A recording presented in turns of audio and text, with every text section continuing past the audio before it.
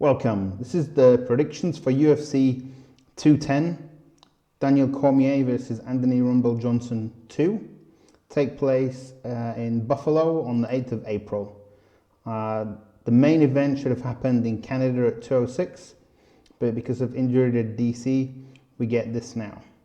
I'm going to start out with a bout that has just been announced. Miles Fiore Jury versus Mike De La Toro. This one's interesting because Miles has lost his last two, and some guys are going to skid and never recover. He could be one of those guys, but I don't think he will be.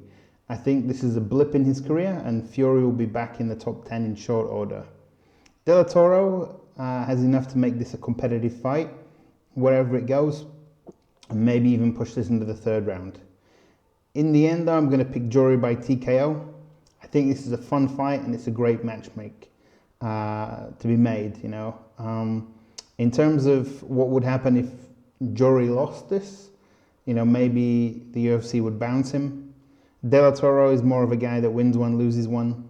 But yeah, I think this is going to be Jury's fight. So Jury by TKO. Next up, Gregor Gillespie versus Andrew Holbrook. This is 8-0 versus 12-1. An omen in this could be that Holbrook's solo loss was against an opponent that was 8-0 as well. And for me, Holbrook has had a less than stellar start to his UFC career. 1 loss and 2 split decision victories. He'll have to step it up to beat rising star Gillespie. I actually think this could take place on the ground, and Gillespie, I believe, will be the stronger wrestler. I don't know whether either guy is going to catch the submission, so I'm going to go with Gillespie via decision. Des Green versus Josh Emett should be a competitive bout. UFC debutant Green is coming up against Emett, who made his debut last year. Since then, he's won 2 in the UFC. Green has failed against nearly every top contender he's faced. The first fight in his career against Rob Font, who's a UFC fighter, a good UFC prospect as well, actually. He won, but that was way back in 2012. And for me, Des Green seems to be the guy who jitters on a big fight. So I'm going to pit Emett by decision. Moving along, we have a really interesting fight, in my opinion. Patrick Cote versus Thiago Alves. This is 2 UFC veterans coming together in what should be a great stand-up battle. Both of these guys have fought for UFC gold. Cote losing to Anderson Spider Silva and Alves to GSP. In recent years, I feel Cote has been the much more consistent fighter. Even though he's older, 37 to 33, I think he's going to win this one, TKO to Patrick Cote. And this is going to be one of my 2 picks for Fight of the Night. I think this and I'll tell you later on the other one, but I think there's 2 standout fights for Fight of the Night, and I think this is one of them. Next up, Sean Strickland and Kamaru Usman. On paper, this looks better than I think it will look in cage. These 2 fighters have good records, but they don't excite me a great deal. I would have much rather seen them go up against different opposition, you know, people that are going to push them in a different kind of way, you know. But I think if Strickland can keep this standing, he's got a chance. He could make it interesting, but I don't think he can fight off Usman's takedowns. I think Usman probably will end up winning this by decision. I hope I'm wrong about how boring I think this is going to be, but this one could be the dull fight of the night, let's say. Well, there are other contenders for other dull fights tonight on this card too, but yeah, Usman to win this by a decision. Next up, we have Magomed Bibliotov making his debut against Yanel Lausa. Bibliotov was actually my number 2 hot prospect pick in the UFC 125-pound division. So obviously I'm going to go with him there. I recommend you finding that on my video channel and checking it out, because I think there's a lot more information there where I would pick him, and obviously go into greater detail about other top prospects, both inside and outside the UFC. I made a video for each division, so you know, if you have a bit of time, go check them out. I think that the Gladiator is probably going to win this on the ground, so that could be submission or ground and pound. I see him rising fast through the ranks and probably getting a title shot in 2018. So yeah, Bibliatov to have an impressive debut and then, rocket up the rankings, as it were. The sole female fight of the night, Irene Aldana against Kathleen Cook again. Not very high on either of these fighters. I think they're a little basic, if I'm honest. I think they really need to evolve themselves. Aldana needs to, to be able to win fights if she doesn't knock somebody out. And the same Cook again needs to start finishing more of her opponents. I don't think Aldana's got the power to finish this, and I don't think she has enough tools to win a fight without a TKO, so that likely means Kathleen wins on points. Opening the pay-per-view, though, we have my other pick for fight of the night. This is a great matchup, Shane Burgos against Charles Rosa. 8-0 versus 11-2. This is New York against Boston, so I'm not sure if the crowd will really play into this, but I think it should make the crowd really hot, get them very excited and passionate about this fight. I think it's a tough one to pick. I think on the feet, Burgos has the advantage. On the ground, Rosa has the advantage. I'm going to go with the Team Tiger Schulman fighter. He has great dexterity with his knees, and I think that could be a big factor in stopping Rosa's takedowns. So I think Burgos wins this by decision. I'm expecting a great match. I'm expecting the crowd to be really into this. This could easily be fight of the night. Next up, we have Will Brooks against Charles Oliveira. The former 155 Bellator champion Brooks fighting against Oliveira, who fought predominantly at 145 in the UFC.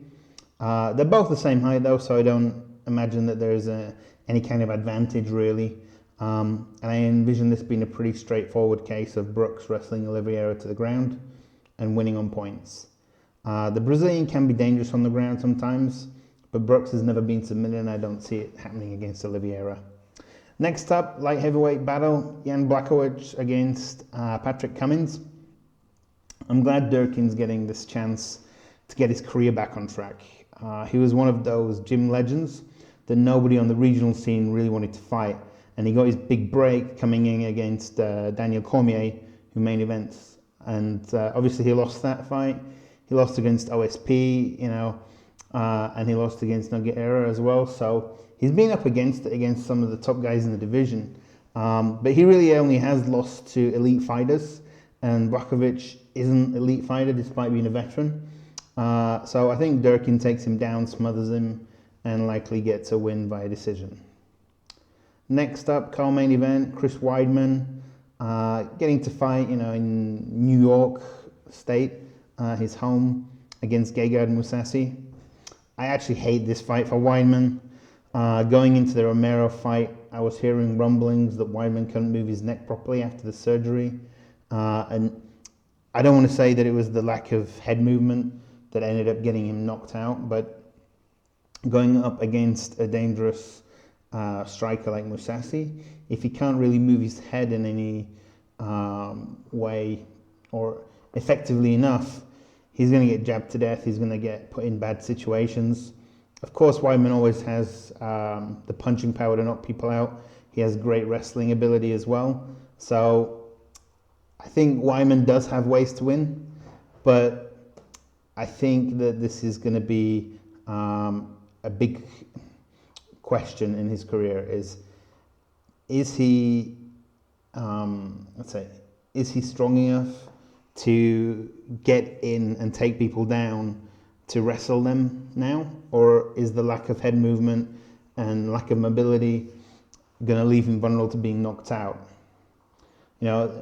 Some people have big questions over Weidman's career as a whole, like the guys that he beat, and then they would say that the first real challenge against somebody in their prime that he came up against was Luke Rockhold, who knocked him out. Then he went up and lost to Romero. And I mean, those are reasonable questions, I think.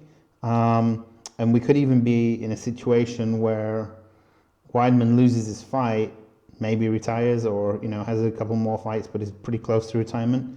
And Anderson Silva could get another win and fight the winner of GSP and Bisping. Like, it's crazy to imagine that in the summer we could be talking about, Weidman being retired and Anderson Silva maybe fighting for the middleweight title against George St. Pierre, or even Bisping. Like, that's how crazy MMA is. But coming back to the guy who I think is going to win this, Mousasi, even if he wins, I feel bad for him because there's not a title shot waiting for him. He's most likely going to have to fight. Even if he wins, he most likely has to fight against Romero or Jacare in the summer. Maybe even Luke Rockhold. But those are all tough fights for a guy who in most divisions would be knocking on that title picture door. But in the end, they picked Mousasi by TKO. Main event, I'll make this quick. If DC's chin holds up, then he wins. If his chin is shot, if April 8th is the day that walnut finally cracks, then AJ can win. I don't think that's going to happen. I think DC takes him down, grinds him, ground and pounds a victory. DC has beat top heavyweights, really good, legitimate heavyweights, and he's taken their big punches as well. He's had a lot of wear and tear throughout his career, not just in MMA, but also in wrestling as well. I think he's 2 or 3 fights away from the end. Most likely scenario for DC is I feel he wins against AJ, goes on to fight the returning John Bones Jones later in the year, and then retires. Whether that's losing again to Jones or beating Jones or whatever. I think at the most he has 3 more fights left in him. I think he's hanging around for the John Jones fight. But DC by ground and pound. There are some interesting fights on the card. I think it's very heavy on fights that are likely to be finished with ground and pound though. Again, questionable matchmaking or card making in that sense. These guys are finding their feet in a lot of respects. It'll be interesting to see who's on the commentating duties with DC fighting. Probably, I think it's going to be Anik, Rogan, maybe Cruz on there, or maybe just Anik and Rogan. Dana White said he had a dream team lined up. Maybe we would see this dream team in April. But either way, I think there's going to be at least 2 great fights on the card. Cote and Alves, and Rosa against Burgos. So a lot to look forward to. I think you're going to get a lot of guys who are up for the fight, and 2010 should be a good card. Look forward to it. So like, subscribe, check out those top 10 videos, and we'll try and get some more predictions up when the UFC have made those cards.